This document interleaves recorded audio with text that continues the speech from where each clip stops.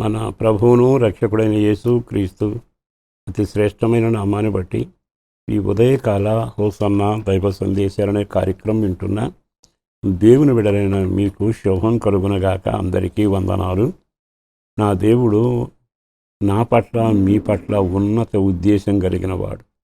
ఆయన ప్రణాళికతోనే మనల్ని పుట్టించి నడిపిస్తున్నాడు. ఆయన ప్రణాళిక నెరవేరినప్పుడు కుటుంబాలకి, సంఘాలకి దీవెనకరంగా ఉంటుంది.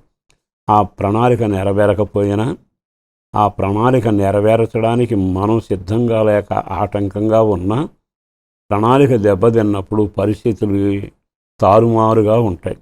ఈరోజు ఒక విషయాన్ని మీ జ్ఞాపకం చేస్తాను. అదేమిటంటే, నిన్ను నా దేవుడు తన సాధనంగా వాడుకోవడానికి ఇష్టపడి నిర్గమాకాండం 4వ అధ్యాయము 12వ వాక్యంలో ఒక మాట చెప్పాడు. నేను నీ నోటికి తోడయ్యుండి నీవేమి పలకవలసింది నేను నీకు బోధిస్తాను. నీ నోటికి నేను తోడయ్యుండి ఏమి పలకవలసింది నీకు బోధిస్తాను. ఇది చాలాసార్లు మనం చదివిన చరిత్రే.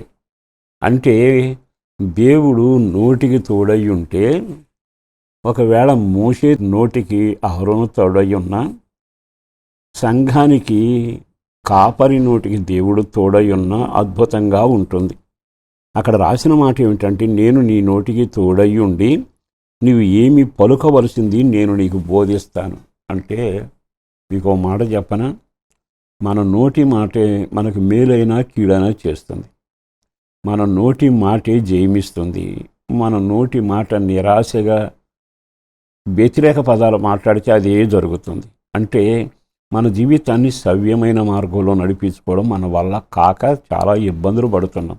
దేవుడు అంటాడు, నీవు నా నోటి మాటగా ఉండు, నా నోరుగా ఉంటే నేను నీతో మాట్లాడతాను, నీకు తోడై ఉంటాను.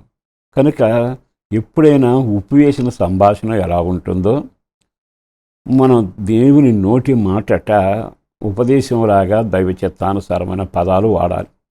అప్పుడు నువ్వు మంచి పలికావనుకో చెడు విత్తనం ఉండదుగా. నువ్వు మంచి పలికావనుకో మార్గమంతా వెలుగ్గానే ఉంటుందిగా. చాలాసార్లు మంచి పలకాలనుకుని చెడు పలుకుతాం. వాళ్ళ గురించి మంచి చెబుదామనుకుంటే చెడ్డ పలుకుతాం. మన జీవితంలో మన వల్ల కాదు. అందుకని ఆయన అంటున్నాడు కదా, నేను నీకు తోడై ఉంటా, ఏం పలకాల్సింది నేను పలికిస్తా. ఆహా, ఎంత బాగుంది. అంటే మన నోటిని మనం అదుపు చేసుకోలేమని, దానిలో సారం వేసిన ఉప్పులాగా కానీ కృపాసహితంగా కానీ మాట్లాడలేమని ఆయన గుర్తుపట్టి అంటాడు, నువ్వు పలకవలసింది నేను పలికిస్తాను.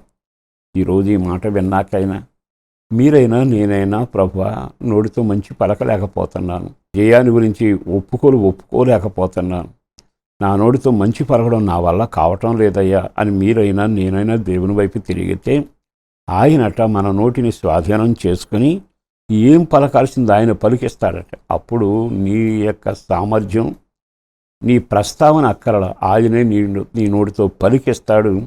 ఆ పలికలు తప్పక నెరవేరుస్తాడు. ఈ మాట ఎంత సంబరం, సంతోషంగా ఉందండి. ఇప్పటికే నీ జీవితంలో కొన్నిసార్లు వ్యతిరేక పదాలు వాడు. ఉద్యోగమా దొరకదు, వ్యవసాయమా కుదరదు, స్థలమా కొనలేం, పెళ్ళా అవ్వదు, ఇవేగా నువ్వు మాట్లాడింది.